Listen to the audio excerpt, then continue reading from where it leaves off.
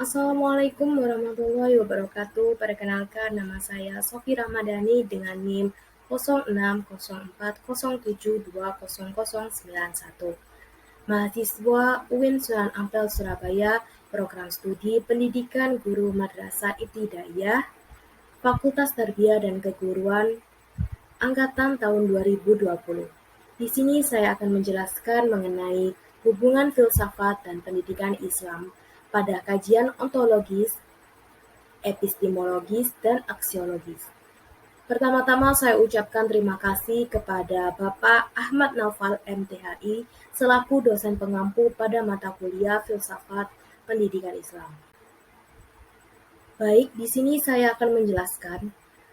Sebelumnya, untuk apa berbicara tentang ontologis pendidikan Islam? Seharusnya kita terlebih dahulu memahami apa itu ontologis. Di sini sudah dijelaskan bahwasanya ontologis terdiri dari dua suku kata, yakni ontos dan logos. Ontos berarti sesuatu yang berwujud dan logos berarti ilmu. Jadi, ontologis dapat diartikan sebagai ilmu atau teori tentang wujud hakikat yang ada dalam konsep filsafat ilmu Islam. Segala sesuatu yang ada ini meliputi yang nampak maupun tidak nampak. Filsafat pendidikan Islam bertitik tolak pada konsep the creator of God, yaitu manusia dan alam. Sebagai pencipta, maka Tuhan telah mengatur segalanya seperti alam semesta, alam ciptaannya. Pendidikan telah berpijak dari human sebagai dasar pertimbangan dalam pendidikan. Hal ini berarti bahwa seluruh proses hidup dan kehidupan manusia itu adalah transformasi pendidikan, sehingga yang menjadi dasar kajian atau dalam hak istilah sebagai objek kajian atau ontologi. Filsafat pendidikan Islam seperti yang termuat di dalam Wahyu selalu mengenai akan pencipta atau sang khalik, ciptaannya atau makhluknya, dan hubungan antara ciptaannya, serta utusan yang digunakan untuk menyampaikan risalah atau rasul. Dalam hal ini, Shibani mengemukakan bahwasanya prinsip-prinsip yang menjadi dasar pandangan tentang alam raya meliputi dasar pemikiran yang ada 5, yaitu pendidikan dan tingkah laku manusia serta akhlaknya. Selain dipengaruhi oleh lingkungan sosial, juga dipengaruhi pula oleh lingkungan fisik. Yang kedua yaitu lingkungan yang termasuk dalam alam raya adalah segala yang diciptakan oleh Allah Subhanahu wa Ta'ala, baik makhluk hidup maupun benda-benda alam sekitarnya. Yang ketiga yaitu alam senantiasa mengalami pertumbuhan menurut ketentuan aturan pencipta. Yang keempat yaitu setiap wujud atau keberadaan memiliki dua aspek, yaitu aspek materi dan roh. Dasar pemikiran ini mengarahkan pada falsafah pendidikan Islam, menyusun konsep alam nyata dan alam gaib, alam materi dan alam ruh, serta alam dunia dan alam akhirat. Yang terakhir adalah alam merupakan sarana yang disediakan bagi manusia untuk meningkatkan kemampuan dirinya. Baik, setelah itu kita akan menuju pada ruang lingkup filsafah pendidikan Islam secara epistemologi. Epistemologi berasal dari kata episteme yang berarti pengetahuan dan logos yang berarti ilmu. Jadi epistemologi adalah ilmu yang membahas tentang pengetahuan dan cara memperolehnya. Epistemologi disebut juga sebagai teori pengetahuan, yakni cabang filsafat yang membicarakan tentang tata cara memperoleh pengetahuan, hakikat pengetahuan, serta sumber pengetahuan. Dengan kata lain, epistemologi adalah suatu cabang filsafat yang menyoroti atau membahas tentang tata cara, teknik, atau prosedur mendapatkan ilmu dan keilmuan. Tata cara, teknik, dan prosedur mendapatkan ilmu serta keilmuan ini adalah teknik metode non-ilmiah, metode ilmiah, dan teknik metode problem solving.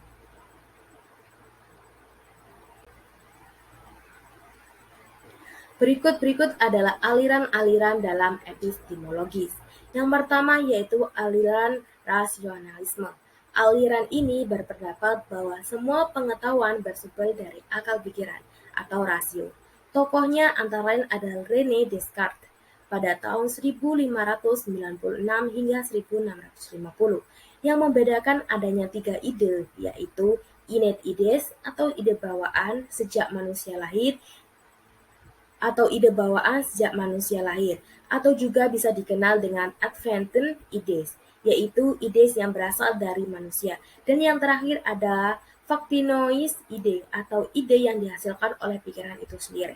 Dan tokoh lainnya adalah Spinoza pada tahun 1632 hingga 1677, dan tokoh lainnya adalah Leibniz pada tahun 1666 hingga 1716. Setelah itu ada aliran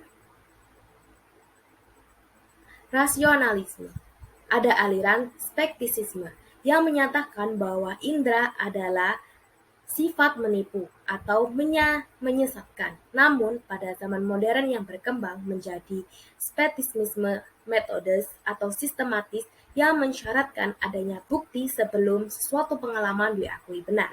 Tokoh dari skeptisisme ini adalah René Descartes, sama dengan tokoh rasionalisme.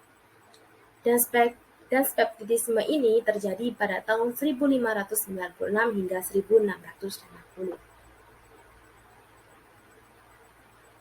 Yang selanjutnya ada aliran empirisme.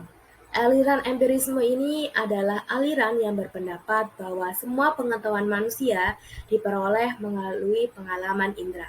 Indera memperoleh pengalaman atau kesan-kesan dari alam empiris. Selanjutnya, kesan-kesan tersebut terkumpul dalam diri manusia menjadi pengalaman. Tokohnya antara lain David Hume pada tahun 1711 hingga 1776, yang meneruskan tradisi empirisme. Hume ini berpendapat bahwa ide yang sederhana adalah salinan atau kopi dari ensasi-ensasi sederhana, atau ide-ide sederhana atau kesan-kesan yang kompleks.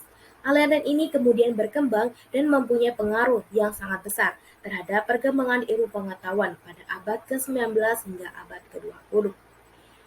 Tokoh yang kedua adalah John Locke pada tahun 1632 hingga 1704. Beliau berpendapat bahwasanya pengalaman dapat dibedakan menjadi dua macam, yaitu pengalaman luar atau sensation, yaitu pengalaman yang berperoleh dari luar, dan yang kedua pengalaman dalam atau batin, relaxation. Kedua pengalaman tersebut merupakan ide yang sederhana dan kemudian dengan proses asosialis membentuk ide yang lebih kompleks.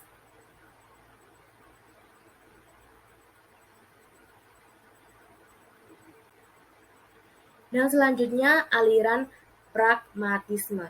Aliran ini tidak mempersoalkan tentang hakikat pengetahuan, namun mempertanyakan tentang pengetahuan dengan manfaat atau guna dari pengetahuan tersebut. Dengan kata lain, kebenaran pengetahuan hendaklah dikaitkan dengan manfaat dan sebagai sarana bagi suatu perbuatan. Tokoh aliran pragmatisme ini antara lain adalah C.S. Peirce pada tahun 1839 hingga 1912. Beliau menyatakan bahwasanya yang terpenting adalah manfaat atau pengaruh apa yang dapat dilakukan suatu ilmu pengetahuan dalam suatu rencana. Pengetahuan kita mengenali sesuatu hal tidak lain merupakan gambaran yang kita peroleh mengenai akibat dan dapat kita saksikan. Tokoh yang lain ada William James pada tahun 1824 hingga 1910. Beliau mengatakan bahwasanya ukuran kebenaran suatu hal adalah ditentukan oleh akibat praktisnya, atau sebab akibat atau manfaat dari ilmu pengetahuan yang kita ambil atau kita pelajari. Baik selanjutnya ada aliran positivisme. Tokoh aliran ini diantaranya adalah Auguste Comte, yang memiliki pandangan sejarah perkembangan pemikiran umat manusia.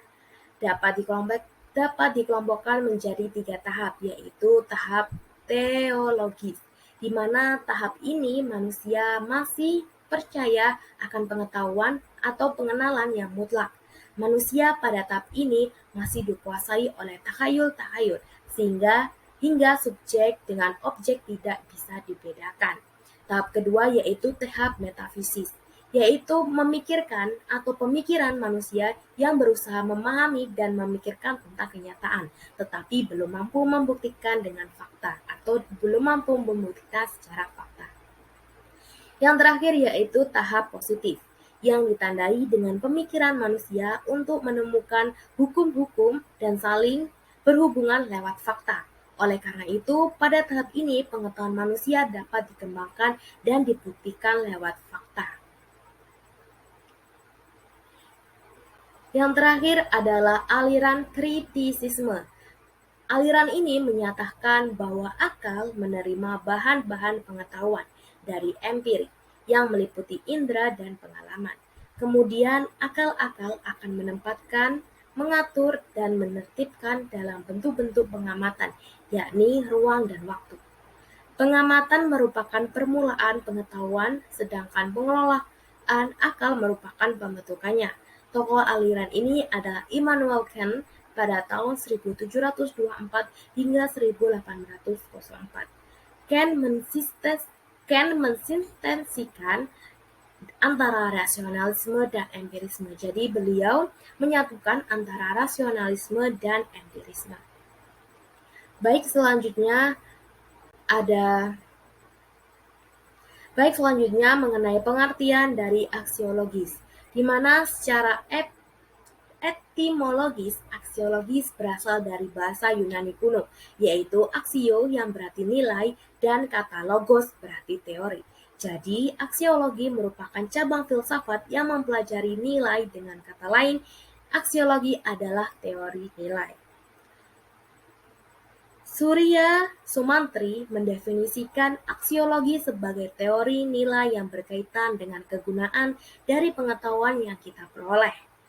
Aksiologi dalam bahasa Kamus Bahasa Indonesia atau KBBI pada tahun 1995 mengungkapkan bahwasanya kegunaan dari ilmu pengetahuan bagi kehidupan manusia atau bisa dikaitkan dengan kajian tentang nilai-nilai, khususnya nilai etika.